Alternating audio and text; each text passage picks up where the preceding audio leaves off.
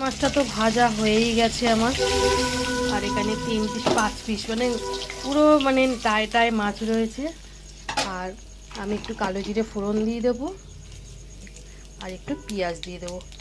আমি সর্ষের রান্নাতে একটু পেঁয়াজ দিই, তাতে একটু টেস্টটা ভালো হয়। আজকে না তো টমেটো নেই, কালকে বলাও হয়নি তুলিকার বাবাকে, এত শরীরটা মানে ভালো ছিল না শরীর, ওই জন্য মানে শুয়েই ছিলাম আর বলতে পারিনি যে পেঁয়াজ নেই। আর দিয়ে এখন দিয়ে দেবো কাঁচা লঙ্কা। এই দিয়েই আমি পার্শে মাছের ঝালটা করব।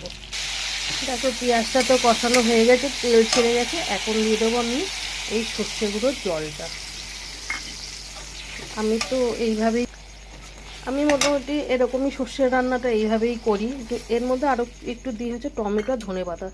তা আজকে সে দুটোর মধ্যে একটাও নেই বাড়িতে, ধনেপাতাও নেই টমেটোও নেই, কী করবো। যাই হোক এইভাবেই করে নিলাম।